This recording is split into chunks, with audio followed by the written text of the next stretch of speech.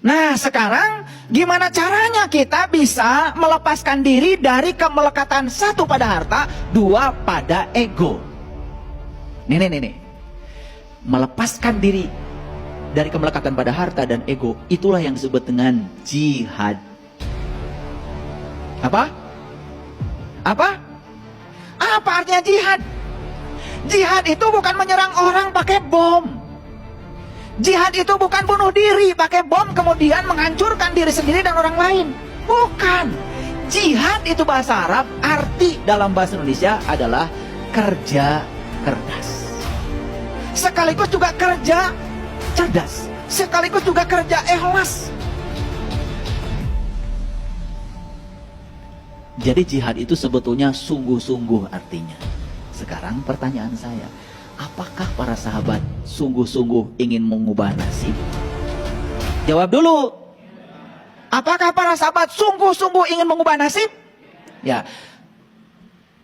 Kalau sungguh-sungguh ingin mengubah nasib, ya mari.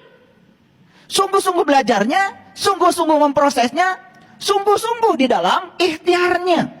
Nah, sungguh-sungguh itulah yang disebut dengan jihad.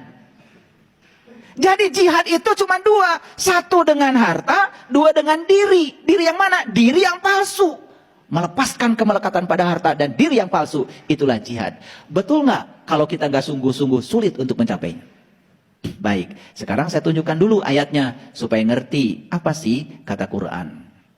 Saya akan tunjukkan pertama Quran surat Al-Baqarah dulu deh. Al-Baqarah dulu. Al-Baqarah ini agak panjang ya kajian kita. Mohon bersabar. Saya akan tunjukkan Al-Baqarah ayat 218 dulu deh. Oke, lihat sini semuanya. Innallazina amanu, sesungguhnya orang beriman, walladzina hajaru, dan orang-orang yang sungguh-sungguh ingin berubah. Jadi hajaru itu apa? Hijrah. Hijrah itu intisarinya berubah. Nah kita selama ini mengartikan hijrah pindah. Betul. Pindah dari kesadaran rendah kepada kesadaran tinggi. Pindah dari kesadaran lama pada kesadaran baru. Pindah dari kehidupan yang membuat kita selalu menderita pada kehidupan yang membuat kita penuh sukacita. Tahu sekarang? Tahu sekarang? Oke. Itu hajaru, hijrah.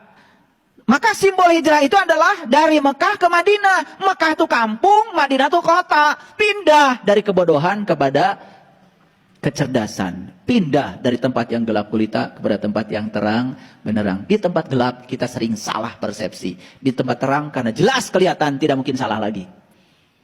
Nah, di Quran dikatakan sesungguhnya orang yang beriman, siapa itu? Wallazina hajaru, yaitu orang yang mau berubah. Jadi orang beriman itu kata Quran selalu dinamis dan ingin berubah. Baik.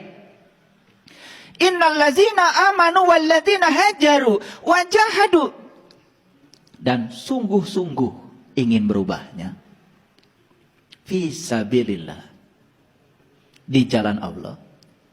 Sabil itu jalan besar. Kalau jalan kecil namanya torik. Jadi torik itu jalan kecil. Makanya kalau kalian tinggal di gang sempit di Mekah, ada jalan tuh ngalangin jalan, kata polisi torik. Nah, maksudnya awas, jalan batur, tong cicing didinya ngalangan.